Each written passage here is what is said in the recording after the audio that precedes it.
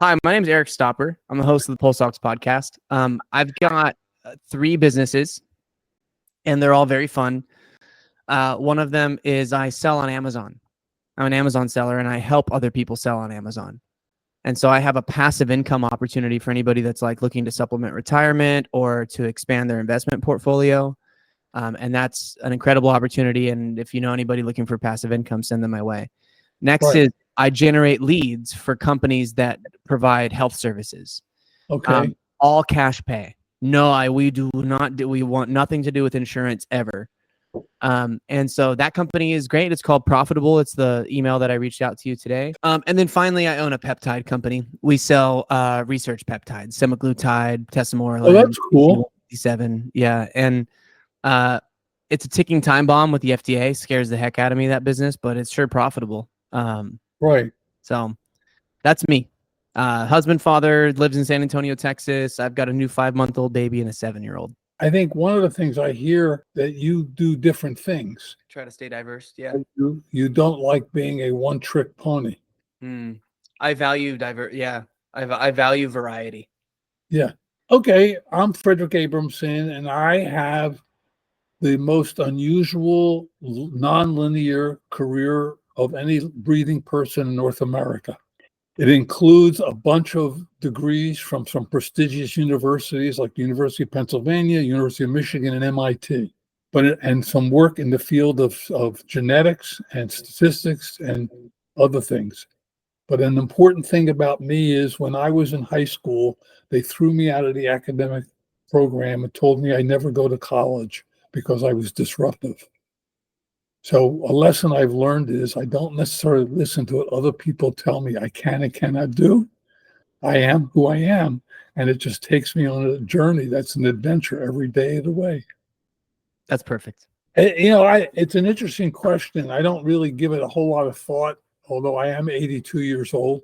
But I think I don't look 82. I don't know. These days, who knows? No, I think Keanu Reeves is probably 200. I think he's a French aristocrat that never died. Physically, I think I'm in like my early 50s. Like, nice. Example, when it snows here, we have a 1,000-foot driveway. I can shovel the driveway myself in an hour. I want to hear the secret to that.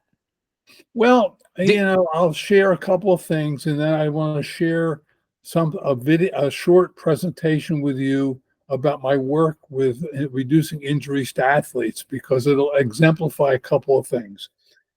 But I wrote them down as I was listening to you. Okay. Okay. One is that I do enjoy being different. I don't go along to get along. Now, that also gets me into trouble. Sure. But I'm willing to accept that and move to whatever the next thing is. The second part is that I learned, and it was exemplified in an editorial in the Washington Post 30 years ago, not to confuse being serious with being somber. The Washington Post said people in Washington confuse being serious with being somber. They said poker is serious, funerals are somber. Yeah. And I thought about that, and I said, yeah, I was an athlete. I did a lot of things, but when I was out on the field, I played to win. Right. I wasn't fucking around. Right. And I played a lot of choose-up ball. And you know what that is, right? Mm-hmm. They always had me be the quarterback in football, the pitcher in baseball, and the point guard in basketball. So your labrums are gone then, is what you're telling me. I'm sorry? So your labrums don't exist anymore, is what you're telling me. Yeah. But what's interesting is that it was because I could see things in the here and now. Plus, I wasn't the best athlete. I never was. But I could execute a play because I could think through what had to be done. Another thing is that if you ask me to do something, I only ask myself one question: why not? And if I can't answer it, I will say yes. I could see you processing that. I think a lot of people need to adopt that decision-making framework. Because because a lot of entrepreneurs are lost in yes. They get lost in it. They just, every shiny thing, they take on every project. But if they just stopped for a second and said, okay, hold on, like decision-making tree time, right? Like why or why not? Why not? And Yeah, it provides total clarity. But what it also has done, it's got me into things that I would have never known to get into. An example is in 1980, I was in the living room of the deputy director of the Nuclear Regulatory Commission. We were watching the Republican convention nominate Ronald Reagan. Finishes up, he says to me, Frederick, how would you like to do some work for the NRC? I said, I know nothing about nuclear. He said, yeah, but that's why I'm interested in having you do some work with us. Congress wants us to identify criteria to ensure our inspectors are neutral when they inspect the nuclear plant. Because if they're anti-industry, they'll shut it down. Right. And if they're pro-industry, we get a 3 Mile Island again. I said, oh. I said, well, I know who has the answer to your question. He said, who? I said, your inspectors. You hire me and I will bring your inspectors in and I will get them to tell me the answer. He said, you're hired. So, okay. So follow-up question on that. What percentage of them were pro versus anti-nuclear? And how many of them? It was about, I would say 60% of the people that I spoke to were really neutral and focused on being neutral. And there were some who were a little leaning towards, we don't like all this shit that's going on in regulation. And there were others like, oh, they're getting away with all this crap. But I was able to put them in a room together with me for 2 weeks. And we would I would be writing on the board because I've been a teacher in higher education. I saw that. Well, here's what I'm hearing. And we came up with a protocol, which I then delivered to the NRC, which they began using. And from my knowledge, they used it a long time. But yeah, it was because I didn't have a vested interest in the outcome. Right. But I understood the process. Fascinating. The other thing is that it's important for me to do things that make a difference. And also to focus on solving problems that other people say are not solvable. I love the challenge of taking on something people say, holy shit, why would you do that? And an example of that, which is kind of worth mentioning, is my PhD thesis at Michigan was to analyze 360,000 pregnancies to compute the frequency of spontaneous pregnancy loss. What? In all 3 trimesters? Yes. Right. Okay. Can I pause you for a second? Please. Did you look at my LinkedIn? No. So my first business that I ever ran was one that I started in college. And it was a fetal monitoring business that used a sensor that I developed in my capstone project with my professor to track peripheral deflection on the outside of the pregnant belly. And we had thousands of interviews and thousands of women and tests and all kinds of things to reduce sudden infant demise in the 3rd trimester specifically, because that's when you can actually feel. Oh, wow. Well, we're all on the same page. That's crazy. So my company failed because we only got the technology to 96% accuracy, and that's not enough for a pregnant woman. Well, see, it's too bad you didn't see my study, because the genesis of this is there was a visiting professor from Sweden in population planning, Gunnar Gjerstam. This is the early 60s. And he one day called me into his office and he said, I want you to read all the papers on spontaneous abortion and tell me what they say. So I went to the University of Michigan. I get everything I need, right? Right. So I go back, Gunnar, I've got good news and bad news. He said, what's the good news? I said, everybody said it's 25% pregnancy loss. He said, what's the bad news? I said, they're all full of shit. Their methodologies are terrible. So He said, important. can you solve the problem? I said, if I got the data. So the next part of the story shows you how the world is organized. I wrote a letter to the Commissioner of Health of New York City in 1968 because I discovered they require reporting of all pregnancy outcomes. Dear Dr. Earhart, I am a graduate student at the University of Michigan. I'm doing research on spontaneous abortion. Please send me copies of your 1963 and 1965 vital records. Now, you're the Commissioner of Health, and you know it's illegal for me to get them. Okay? Now you get this letter and you read it, and you know, here I figured this out a couple years later when I was at MIT. You walk out of your office and you say to your secretary, take care of this. Yep. Meaning, send this guy a letter that he can't have it, right? She misinterprets what he meant. And she calls the computer center and says, the commissioner wants you to send this guy the data. I get a call from the computer center. Send us computer tapes, and we'll send you all the records. I ended up with 360,000 pregnancy outcomes. Whoa. Then I had to develop mathematics to cover the early part. Here's the thing. My estimate is 75% of the pregnancies don't make it. Almost all of which in the first 2 months after the menstrual period, when people, I might have been pregnant, but my period was late, right? They didn't know. Yeah. Aside from the number, the thing I learned about this was that when I talked to women over the years who lost early pregnancies, and I said, well, Susan, did you know that my work on 360,000 pregnancies showed that basically 3 out of 4 don't make it? Every single one of them said, you mean it's not my fault? Mm.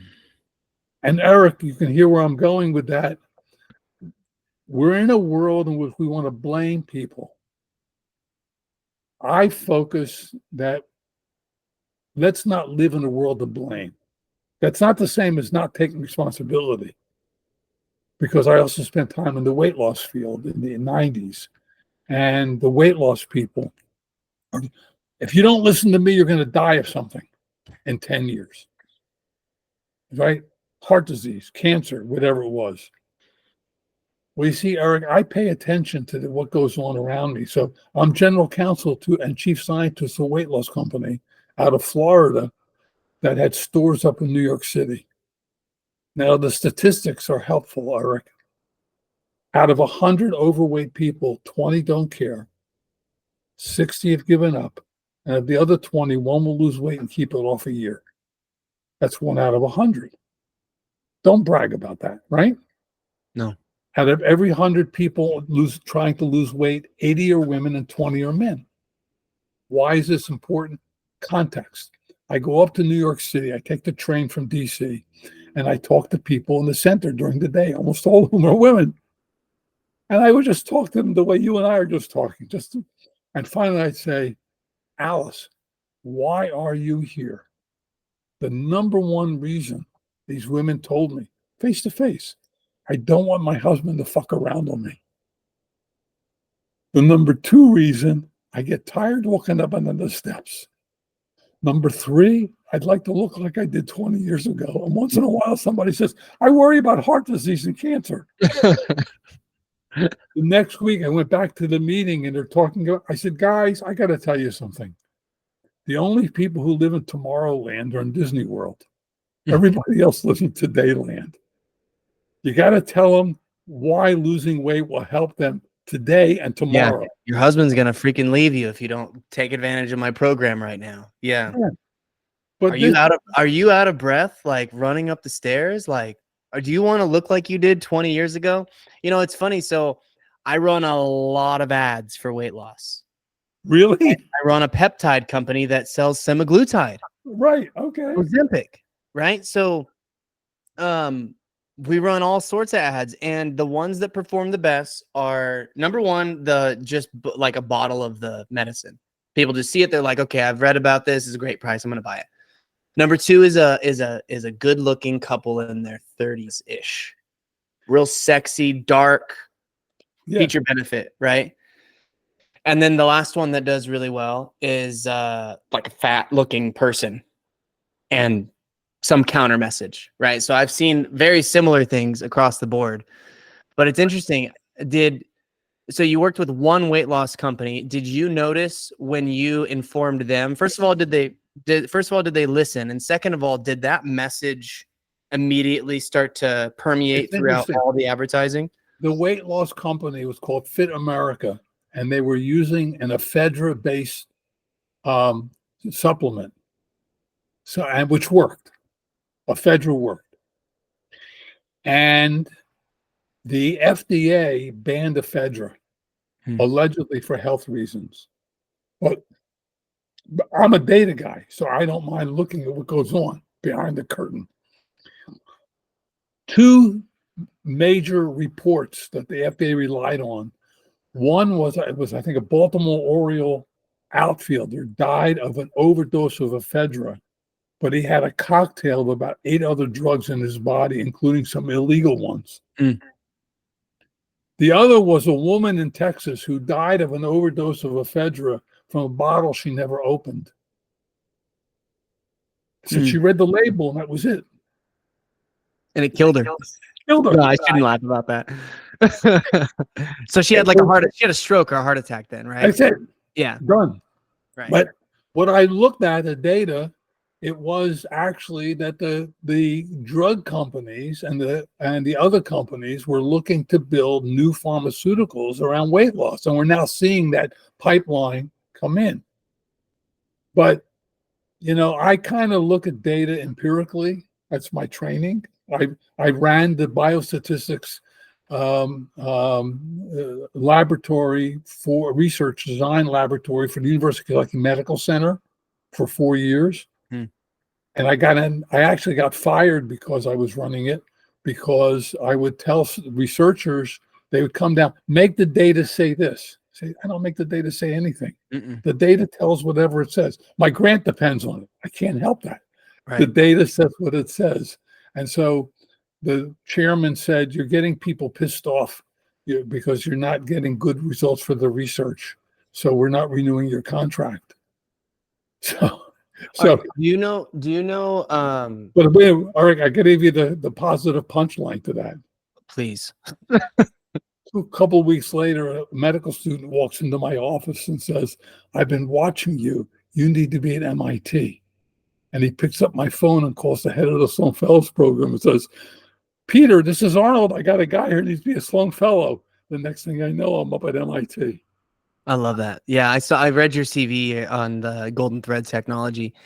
So there's enough of storytelling on this recording that we have. I have this little pink fellow up here giving us recording. Yeah, sure. Would it be all right if I chop some of this up and post some content on Instagram and YouTube? Yeah, sure. Look, I've learned a couple of things, and you probably have the same thing. We don't have to bullshit, because reality is reality. It also means you don't have to remember what you tell people, because it's going to be a real thing. And if what happened to me can help other people find something useful for what they want to do, that's really cool. I will add with a little humor. I will write notes to people, and I've done it on LinkedIn, and I don't get responses, which means my opening 2 lines aren't that good. But one of the things I will tell people is, I will ask it this way on a live thing. What did they tell Dorothy when she entered the Emerald City? I don't remember. They pointed to a horse, and they said, that's a horse of a different color. That was, I am the horse of a different color. I don't do what other people do.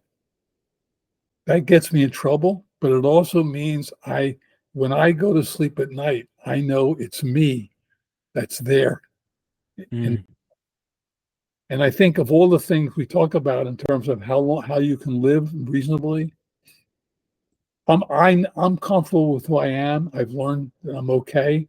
It doesn't mean everything goes well. Doesn't mean every day is a joyous, wonderful, shitty day, a good day. But I know I take it a day at a time, and I am who I am, like Popeye. I love it. We got 2 minutes to get for our meeting for today. Number one, there's a couple of people that work in NIL and professional sports team relationships. Would you like intros to those people to see if you can Yeah, you collaborate? know what? Here's, Anita, I would like to get a Zoom with you to show you my presentation Okay. that has sound with it, and meat doesn't work well with sound. Okay. Let But me we can do it. We can do it later on. We don't have to do it right now. It's yeah, okay. no, let's do it because I have to run to another meeting. So I'm gonna send you a follow-up email and we can book that, okay? Yeah. Okay. And I'll show you the most different presentation of any company you've ever seen. I want to see it. There's a lot of folks that are kind of entering this genetic DNA analysis world. I need all of their stuff to come back to one place so that we can nail it, right? All the data just needs to get into one pipeline so that we can figure it all out. Okay. So democratization. So anyways, thank you, sir. I'll reach out via email and we'll talk soon. Absolutely. Thank you very much. I enjoyed this. You're very up here. You're good. I love how you focus on things. Thank you, sir. Appreciate it. Bye. Bye-bye. This has been the Postdocs podcast. Please, if you found this episode valuable, give us a like on Spotify and share it with a friend.